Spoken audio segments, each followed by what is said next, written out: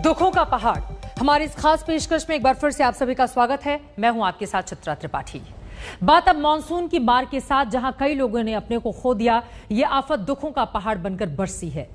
जैसे जैसे वक्त बीत रहा है, हिमाचल के किन्नौर में हादसे की गंभीरता भी बढ़ती जा रही है। 14 लोगों को सही सलामत बचा लिया गया है, वहीं अब तक 15 लोगों के शव निकाले जा चुके हैं। इन सब के बीच लगातार दरक रहा पहाड़ बचाव की मुहिम में मुश्किलें खड़ी कर रहा है। चौरा और नेगुलसरी के बीच थाच नाला का ये वही खतरनाक मोड़ है जहां पहाड़ मौत बनकर बरसा था। 28 घंटे बाद इस खौफनाक इलाके में तबाही के निशान बाकी। ड्रोन कैमरे की मदद से हादसे का शिकार हुए लोगों की तलाश जारी है।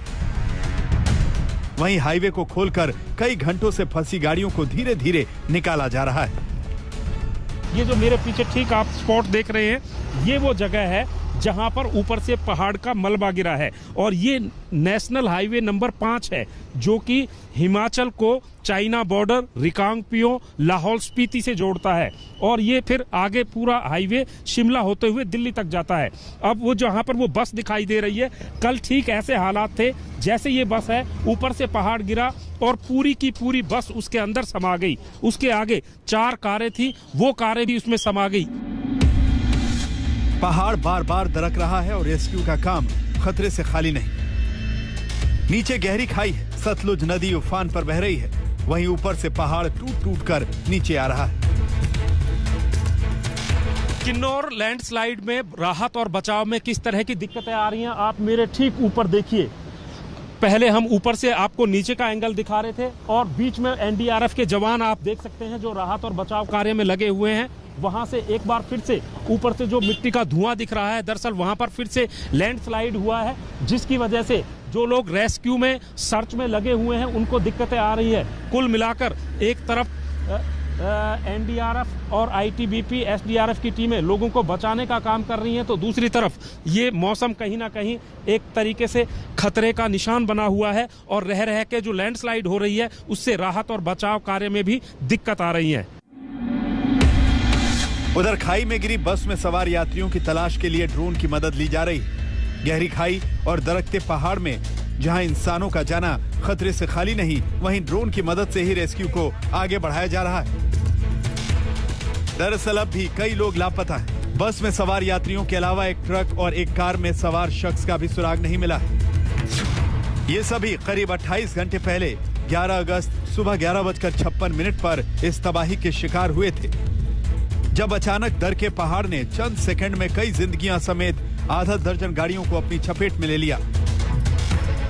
यात्रियों से भरी बस तो 700 मीटर गहरी खाई में इस तरह गायब हुई कि उसका अता पता ही नहीं चला। जहां से बस नीचे गिरी, वहां से नीचे देखने भर से ही इंसान सिहर उठता है। जो एनडीआरएफ के लोग दिखाई दे रहे हैं वो मेरे यहाँ से 700 से 800 मीटर की ऊंचाई पर है और उसके साथ में ही सतलुज नदी आपको दिखाई दे रही है। सतलुज नदी भी उफान पर है और जब ये हादसा हुआ, ये तस्वीरें मैं दिखाता हूं कि जो ये नेशनल हाईवे 5 है मेरे पीछे, यहाँ पर बस खड़ी हुई थी और उस बस में तकरीबन ये बताया जा रहा है कि रिकांगपिओ से 21 लोग सवार हुए थे और रिकांगपिओ से शिमला ये बस जा रही थी और बीच बीच में जब बस जाती है तो मुसाफिर बीच में भी चढ़ते हैं। हालांकि संख्या अभी तक साफ नहीं हुई है। इससे पहले रात को रोका गया रेस्क्यू ऑपरेशन सुबह 3:30 बजे शुरू किया गया। खाई में गिरी बस का सुराग करीब 17 घंटे बाद सुबह 5 बजे मिला। आईटीबीपी, एनडीआरएफ और पुलिस के जवान जब 500 मीटर नीचे गहरी खाई में पहुंचे तो तस्वीरें दिल दहला देने वाली थी। बस का पुर्जा इन चट्टानों के बीच बिखरा था। आईटीबीपी, एनडीआरएफ और पुलिस की मदद से उन लोगों के पार्थिव शरीर निकाले गए जो कुदरत के क्रोध में बेमौत मारे गए। वहीं बचाव में जुटे दल भी खतरनाक हालातों में काम कर रहे हैं। इस ऑपरेशन में चैलेंज और चुनौतियां क्या क्या आपको आई? चैलेंज देखा जाए, सबसे बड़ी बात आप देख सकते हैं यहाँ पर हमने लुकआउट मैन लगा हुआ है। एनडीआरएफ, आईटीबीपी के लुकआउट मैन लगे हुए हैं। ये जो बोल्डर्स है कंटिन्यू गिर रहे हैं और जो ठीक इसी खाई में जो हमारा मेन ऑपरेशन है इसी खाई में होना है, जिसमें कि बड़े बड़े बोल्डर्स हैं और उसके बीच में बॉडीज जो कि हमारी कैजुअलिटीज या फिर कोई बचा होगा तो उसी के बीच में है और बोल्डर्स कंटिन्यू गिर रहे हैं। तो इन बोल्डर्स के लिए हमने लुकआउट मैन इधर भी, लुकआउट मैन इधर भी, और जो टॉप है उसके पीछे भी एक टीम जो है वो कंटिन्यू देख रही है कि कहीं बड़े बोल्डर से हम जो सर्च एंड रेस्क्यू ऑपरेशन कर रहे हैं हम ही इसी के चपेट में ना जाए। मलबे के साथ खाई में गिरी बस का पुर्जा बिखर गया। बस के 2 टायर कहीं मिले, एक टायर कहीं और पड़ा मिला। इंजन का एक हिस्सा यहां मिला तो बस का सिलेंडर चट्टानों में दबा नजर आया। जब लोहे की बस कुदरत के इस मार के आगे तिनके की तरह बिखर गई तो हाड़ मांस के इंसानों की क्या बिसात थी। This is the first body that has been recovered by us. ये उस हिमाचल रोडवेज की बस में सवार थे जो रिकांगपिओ से शिमला जा रही थी। रिकांगपिओ में 21 यात्रियों ने टिकट खरीदी थी। हादसे के बाद बस के ड्राइवर और कंडक्टर को बचा लिया गया है, मगर वो इतने सदमे में हैं कि बस में सवार यात्रियों की संख्या पुख्ता तौर पर नहीं बता पा रहे। ऐसे में सर्च ऑपरेशन जारी है। सभी को यहां से निकालने की कोशिश है, चाहे वो जिस भी हालत में हो। दिल्ली में जितेंद्र बहादुर सिंह के साथ सत्येंद्र चौहान, किन्नौर, आज तक। पहाड़ से पत्थरों की बारिश दुखों का पहाड़ लेकर आई है। ऐसे कई लोग हैं जिन्हें अब भी अपनों की तलाश है। आज तक से बातचीत में किसी ने कहा कि उनके पिता बस में सवार थे तो किसी दूसरे ने कहा कि उनका भाई बस में था, मगर अब तक उनका कोई अता पता नहीं चल सका है। जिसने इस रेस्क्यू में ढिलाई बरती है उनके खिलाफ सख्त से सख्त कार्रवाई की जाए, एक्शन लिया जाए। सीएम साहब आएंगे, हम बात करेंगे उनसे। एक दर्द समझो, मेरे भी पिताजी है उस बस में, कोई पता नहीं जिंदा या मर गए हैं। मेरा भाई था, कोई जानकारी नहीं है अभी तक और कुछ पता नहीं लग रहा है। कई बार फोन करने पर नॉट रीचेबल आता रहा, उसके बाद तो फिर फोन जो है स्विच ऑफ ही हो गया। बचाव में देरी पर गुस्सा भी है और अपनों को खोने का गम भी।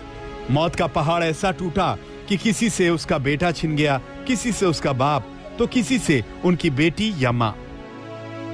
चंद सेकंड में हंसती खेलती जिंदगियां पहाड़ से पाताल में समा गई।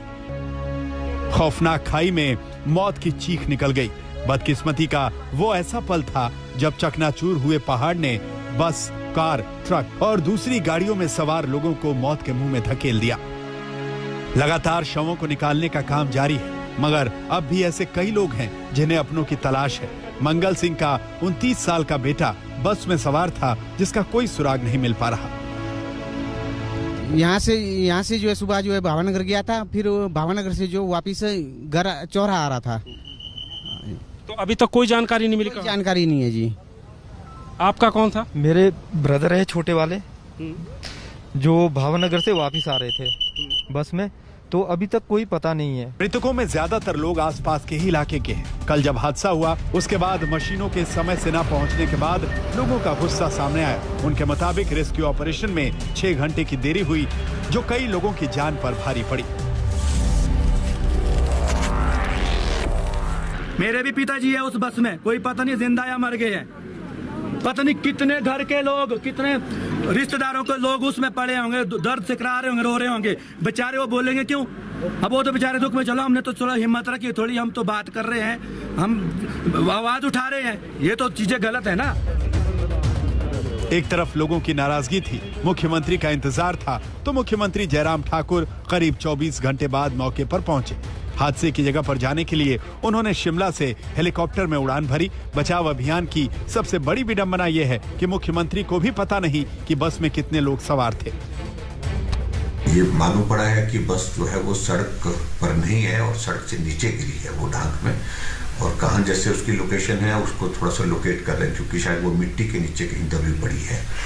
ऐसी सूरत में वो जो लोग बस में बैठे थे उनको रेस्क्यू के लिए पूरी टीम बहुत सुबह से चल पड़ी है। एनडीआरएफ की टीम भी वहाँ पर मौजूद है, आईटीबीपी की भी है, सीआईएसएफ की है, पुलिस के हमारे जवान वहाँ पर मौजूद हैं, स्थानीय लोग भी कोऑपरेट कर रहे हैं उसमें। और इस प्रकार से अभी तक 13 लोगों की दुखद मृत्यु हुई है, 13 लोग उसमें घायल हैं।